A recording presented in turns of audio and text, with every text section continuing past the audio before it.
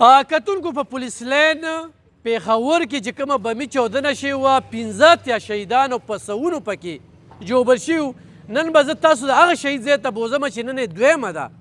چې په دې وخت کې دغه پولیس اخلکار خپل کور نشته. په دې وخت کې چې کوم دی دغه پولیس اخلکار بچي دیاړي کوي. په دې وخت کې د دغه پولیس اخلکار بچو سره د داخلي پیسې نشته چې مزید مخکې تعلیم وکوي. په دې ننني پروګرام کې به د هغوی د وروڼو سره خبرې اترې کوو، د بچو سره هم خبرې اترې کوو. زموږ سره اوسئ.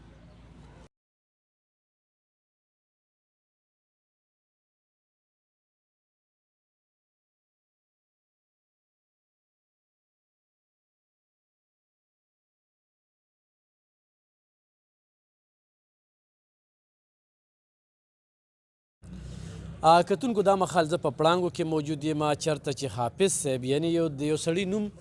مشهور چې کوم دی هغه په حافظ باندې دی. نو یو ډېر زبرګه هستي او تکړه انسان چې په پېښور پولیس لین کې ډیوټي کوله، هلته په اکاونټ ډپارټمنټ کې و. کومه په پولیس لین کې چې بمي چاودنه شوې وه، په دغه چاودنه کې هغه جوبل شوي په سر باندې. خو کافي وخت د دغه مرګ مقابله وکړله. په 9 تاریخ د الارش نه دا ډسچارج شوی دی. په دغې موږ ته اعتراض و چې یو سړي ټیک نه دی ولې یې ډسچارج کوي، خو دلته کې ورسا وایي چې نه صحت یې ټیک شوي نو ځکه رالو او پرون یې ساه ورکړه. دغه هم سوال کېږي چې آیا د زړه دوره ورته راغلې ده که نه بل. موږ سره د هغې بچي ولاړ دي، رور یې راسه ولاړ دی او 15 بچي یې 3 زامن 2 لوریانې. نو د الله نه دغه سوال دی چې خدای دې د دغې بچو له دغې خاندان له صبر ورکړي او دغه ظالمان چې نن یې دا 15 بچي یتیمان کړل، په 400 کې دا شمېر چې کوم دی 20 ته ورسېده او دغه شانتې 15 اتیا په ټوله پښتونخوا کې شهیدان کړل او په سوونو چې کوم دی نو دې کې جوبل شوي دي. خپله پېژنګلو را سره وکړي. احمده ونصلي علی رسوله الکریم. ما بعد زما نوم عبدالسمیع دی او د دې ورور نوم شهید ورور نوم یې حافظ عبدالرفیع. ما نه 1 کال کشر و. زه خپله ایجوکیشن ډپارټمنټ کې یم او خپله جومات کې خطیب هم یم او د دغه ځان له جومات و او د هغې خطیب او امام و حافظ هم او پولیس ډپارټمنټ کې کور سیکشن کې نوکري کوله. ډېر ښه انسان و. ما نه کال کشر و خو ډېر تقوادار دیندار او په هر معامله کې بې زمانه مشوره تپوس پوښتنه کوله. چونکې مشر یم وروڼو کې او د هر څه تعلق یې ما سره به و. ما نه به یې تپوس کړو. ډېر ښه انسان و. الله دې د هغه مغفرت وکړي. دا 15 بچي دي، 3 زامن دي او 2 لوڼې دي. کشری لور یې یو هفته مخکې د مکې نه یو هفته مخکې واده کړې ده او بیا چې نو دا حادثه راغله. نو څه مشکلات شته دي د دې متعلق د تعلیم یا د روزګار. نو حکومت ته دا غواړو چې دې مشکلات شي. تمه ده. کتونکو دا په دغه پیکج کار نه کېږي چې دلته یي او دلته کې بیا دا خلک خاموشه شي. نو انشاءالله دې لپاره به اواز پورته کوو. ښه ستاسو ورور څه نوم دی؟ بسم الله الرحمن الرحیم. زما نوم محمد عطار دی او دا عبدالرفیع حفیظ صاحب دا زما نه لږ مشر و.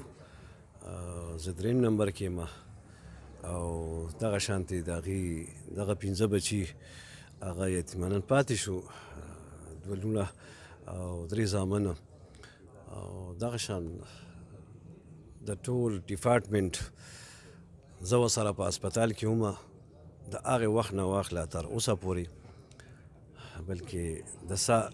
آخري لمحه یې زما لاسو کې وه. تقریبا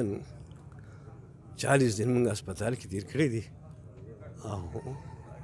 پولیس ډپارټمنټ تر آی جي پورې ډي آی جي پورې ډي اس پي پورې هره شپه به راتلل تپوس به یې کوو چې حافظ عبدالرفیع دې زمونږ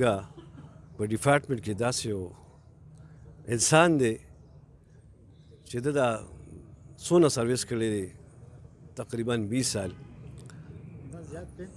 زیات په شوي. خو دا دونه وخت کې ده هر څه کولی شو. ده چېرته یو روپیه رشوت نه دی اخیستی چې کوم قرآن ده ته په زړه کې الله اچولو په هغې باندې داسې پوره عمل کړی چې چاله د لاسه کار خیر کې ده فی سبیل الله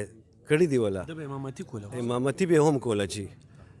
د امامتي کوله اول پولیس ډپارټمنټ کې هغه ته به چې کوم شهید شوی دی کوم امام او خطیب چې هغوی به نو د به اذان هم کو د به جمع هم ورکوله دا ډسچارج کو ولې دې لکه حالت ټیک شوي و جي هغه ډاکټران راغلل او هغوی ورسره خپل حساب کتاب کو چې را د دې دماغ صحیح دی او لکه حرکت ته نور ایکسرسایز دی او دوی د دادی کور هم استعمال شي دې دوران کې پیسې خپلې لګوي او جی ډپارټمنټ والا دا کو اپریشن ډیر کړی دی جی موږ د هغې نه ډېر متاثر یو تاسو یې ښه ستاسو پلار جی د ما والد صاحب عبدالصمد مینون دی او جی او لسمه پورې مې سبق ویلی دی او نور به داسې چې څه کار مار میلو شي خو زما نور کلي کې یم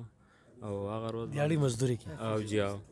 او په هغه ورځ باندې مونږ ته پته ولګېده چې رنګ راغی چې یاره دماکه وشو بس ډېر زیات حالات ګډوډ وو ځان هم پورې چې کوم دی هسپتال ته رسولی دی او تقریبا دوه نیمه ګنټې پس چې کوم دی مونږ ته خپل پلار میلاو شوی دی دومره رش و زخمي میلاو شوی دی دا دومره وخت کې اوش کې کله راغلی او جی اوس یو تقریبا دغه 2 هفتې پس راغلی و جی نور بیا خو ډېره کور ګزاره کې سرسونه ورځې تېرې کړې یاره 13 ورځې یې تېرې کړې خو شکر دی ډېر ښه شو ډېر زیات ښه شو او اچانک بس ساه یې ګډوډه شو ستا والد صاحب او جی او زما محمد وقاص نوم دی او فرسټ ایئر کې اوس سبق وایم سیکنډ ټایم کې اوس ډي آی ټي کوم او بس دغه